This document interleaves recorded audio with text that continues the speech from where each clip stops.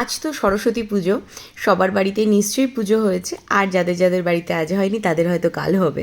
আমার বাড়িতে আজকেই পুজো হয়েছে, আর এই দেখো আমার দুই পুরুত মশাই, ছোটো পুরুত মশাই আর বড় পুরুত মশাই, দুজনে মিলেই নিজেদের মতো করে গুছিয়ে নিয়ে পুজোটা করছে। এবার আমি একদমই পুজোয় হাত দিতে পারিনি, তাই আমি দূর থেকে একটু ভিডিও করছিলাম।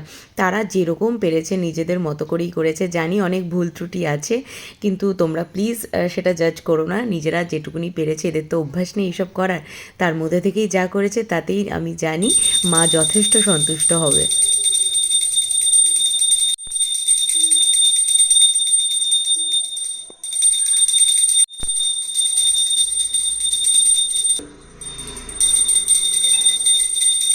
বলো, জয় জয় দেবী, জয় জয় দেবী।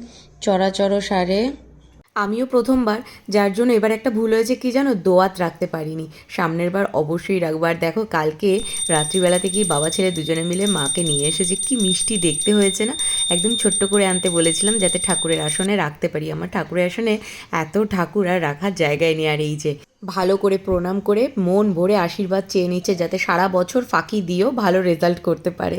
আর সরস্বতী পুজো মানেই খিচুড়ি, বাঁধাকপি তো মাস্ট, তাই দুপুরে সেটাই রান্না করেছিলাম। তোমরা কে কীরমভাবে সরস্বতী পুজো কাটালে, আর কারা কারা কাল পুজো করবে অবশ্যই জানিও কিন্তু।